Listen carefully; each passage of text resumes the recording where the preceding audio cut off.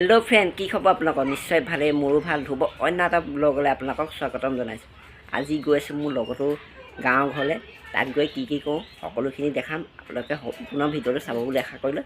এতিয়া ব'লক ভিডিঅ'টো আৰম্ভ কৰোঁ।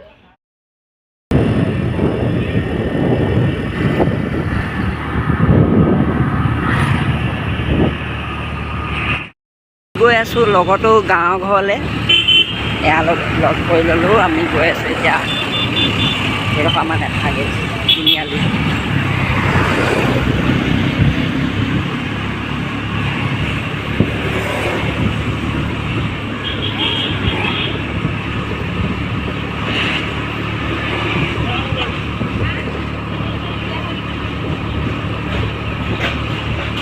বাকচ লাগিলে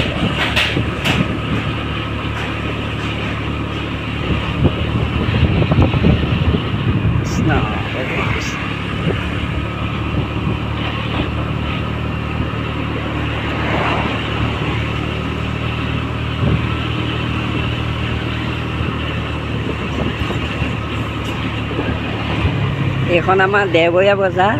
ইয়াতে আমাৰ দেওবৰীয়া বজাৰ ইয়াতে বহে। এইখন হৈছে গগৈ ষ্ট'ৰ।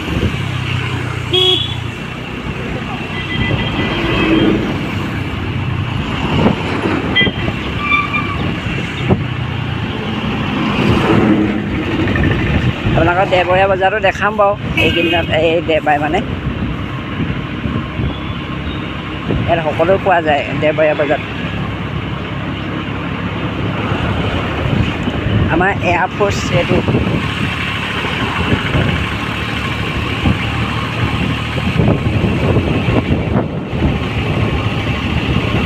গোটেইটো এইটো এয়াৰফ'ৰ্চ।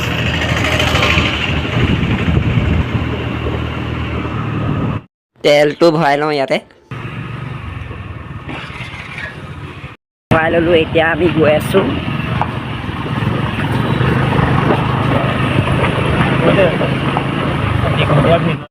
এই ৰাস্তাটো বনাই থকা হৈছে আপোনালোকৰ গোলাঘাটলৈকে। ৰাস্তাটো বনাই হোৱাৰ পিছতহে গৈ বেছি ভাল লাগিব। আপোনালোকৰ ইমান বেয়া ৰাস্তাটো গৈ মেলি আপোনালোকৰ কাৰণে এটা ভিডিঅ' দেখাবলৈ চেষ্টা কৰিছোঁ যিমান পাৰিছোঁ। ধূলিৰ মাজে আপোনালোকক দেখিলে কিমান কষ্টত আপোনালোকক জেগাডোখৰ দেখাবলৈ গৈ আছোঁ।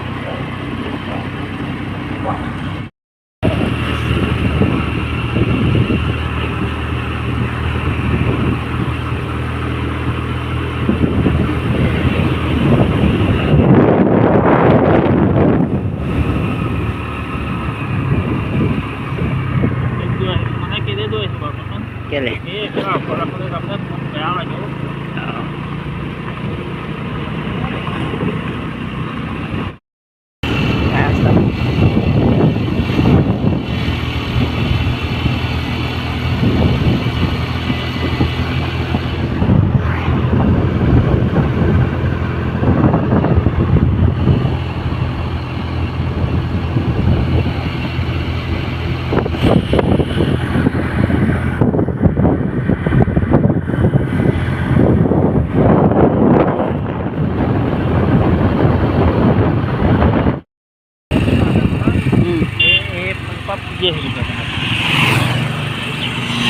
ডাঙৰ ৰাস্তা সোমাই গৈছোঁ।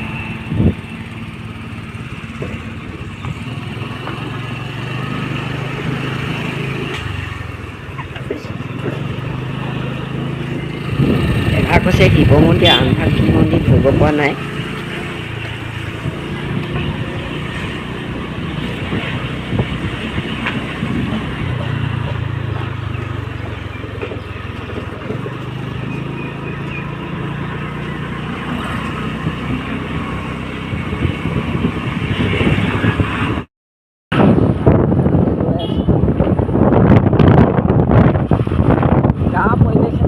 পৰিৱেশটো দেখিয়ে কিবা এটা ভাল লাগে ন।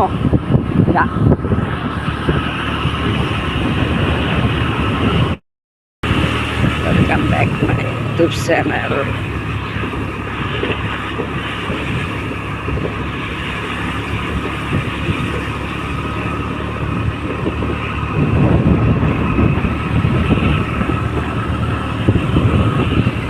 জংঘলৰ মাজে মাজে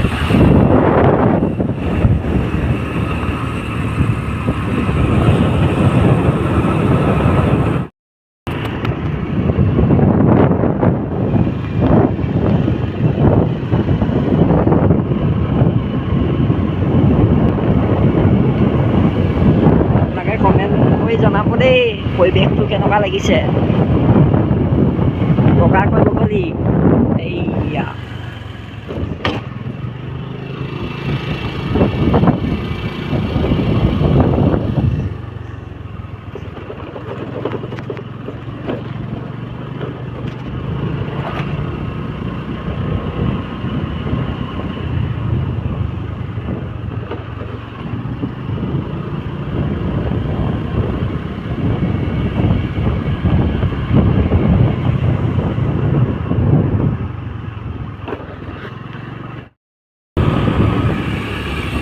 আমি বাগানৰ মাজে মাজে গৈ আছোঁ দুটা চাইড বাগান তাৰ মাজে মাজে আমাৰ যাত্ৰা হৈ আছে আৰু আমি গৈ আছোঁ কাকডোঙা মোৰ লগৰটো গাঁও হৈছে কাকডোঙা তাকে গৈ আছোঁ তাত গৈ কি কৰোঁ আপোনালোকে সম্পূৰ্ণ ভিডিঅ'টো চাই থাকিব বুলি আশা কৰিলোঁ আৰু আপোনালোকে যদি মোৰ চেনেলটোলৈ ফাৰ্ষ্ট টাইম আহিছে তেন্তে লাইক কমেণ্ট শ্বেয়াৰ আৰু চেনেলটো ছাবস্ক্ৰাইব কৰিবলৈ নাপাহৰিব আৰু লাষ্টত বেল বটনটো দবাই দিব তেতিয়াহে মই যিকোনো ভিডিঅ' দিলে আগতীয়াকৈ পায় এই ভাগ হৈছে হনুমান মন্দিৰ আন ভাগ শিৱ মন্দিৰ চাগে দেই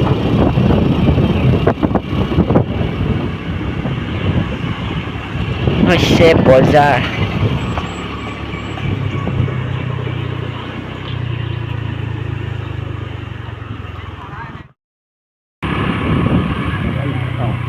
এইখন হৈছে কাকডোঙা দলং আৰু এয়া হৈছে কাকডোঙা নদী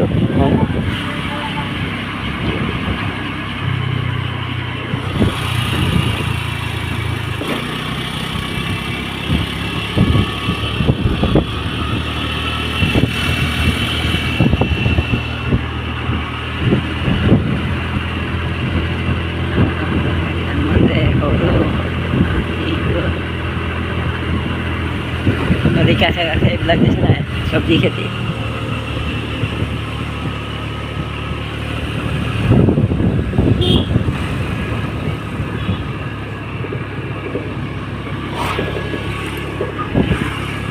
আপোনালোকৰ নদীৰ কাষত এয়া চাওক চব্জি খেতি কৰি থৈ দিছে দূৰৰ পৰা দেখাই দিছোঁ অলপমান লগতো গ'লোঁ লগতো গাঁৱৰ গলিটো সোমাই আহিছোঁ এইবিলাক ছাগলী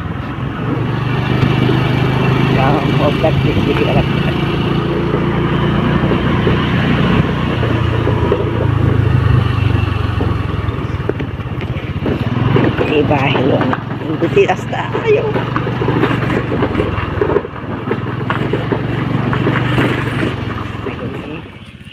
লগৰটো গাঁৱৰ ঘৰ আহি পাই গ'লোহি এয়া গাঁৱৰ ঘৰ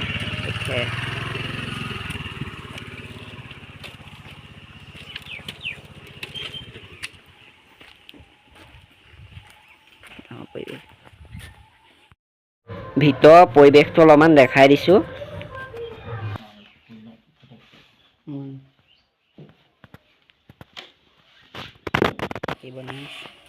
লগতো খুৰীয়েকে ঘৰতে চাকি বনাই আছে কেনেকৈ বনাইছে চাওক এয়া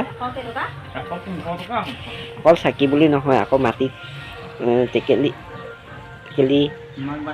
ঘৰত অকল বনায় এইবোৰ বনাই থৈ দিছে ইমান ধুনীয়াকৈ চাওক এই চাইডত এয়া এইখিনি ৰ'দত শুকুৱাইছে অলপমান ঘৰতে বনোৱা চাহ তাহ খাই আহি লগতে মই ধান কুটাবলৈ আহিছোঁ মিললৈ সি লৈ যাব মানে ঘৰলৈ লৈ আহিছোঁ খুৰাহঁতৰ ঘৰৰ পৰা মিললৈ ধান কুটা মেল পাই গ'লোহি আপোনালোকক সম্পূৰ্ণ ভিডিঅ'টো দেখাবলৈ চেষ্টা কৰিম আপোনাৰ সম্পূৰ্ণ ভিডিঅ'টো চাই থাকিব আৰু লগৰটোৱে দেখিছে নাই মালিক নাই কাৰণে নিজে ৱেইট কৰিছে ধান কুটা মেল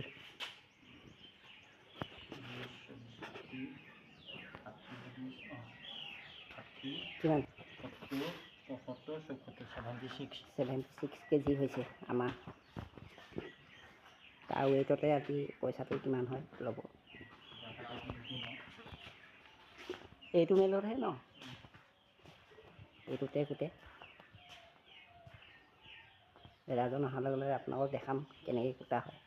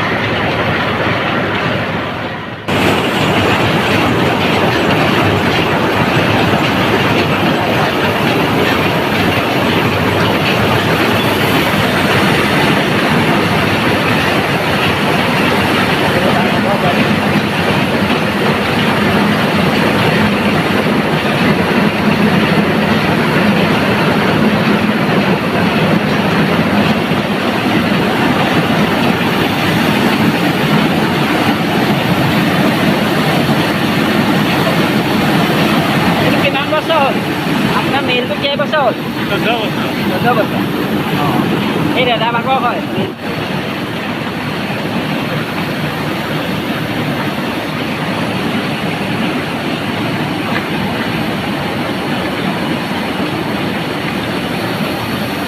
দেই